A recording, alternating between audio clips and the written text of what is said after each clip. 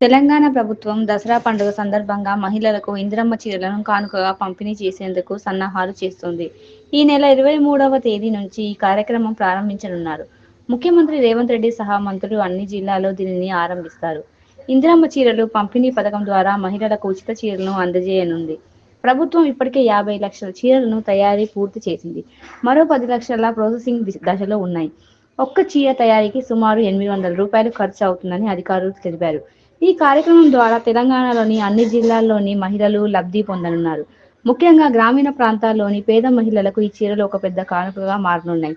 ప్రభుత్వం ఈ పథకాన్ని సమర్థవంతంగా అమలు చేసేందుకు జిల్లా స్థాయి అధికారులను నియమించింది. చీరలు నాణ్యత పరంగా ఉత్తమమైనవి ఉండేలా చర్యలు తీసుకుంది. ఈ చీరల సంప్రదాయ డిజైన్లతో ఆధునిక టచ్తో తయారు చేయబడతాయి. ఇవి మహిళల రోజువారీ ఉపయోగానికి అనువుగా ఉంటాయి. ముఖ్యమంత్రి రేవంత్ రెడ్డి ఈ నెల 23వ తేదీన హైదరాబాద్లో ఈ కార్యక్రమం ప్రారంభించనున్నారు. అదే సమయంలో ఇతర మంత్రులు వివిధ జిల్లాల్లో సమావేశాలు నిర్వహించి చీరల పంపిణీ ప్రారంభిస్తారు.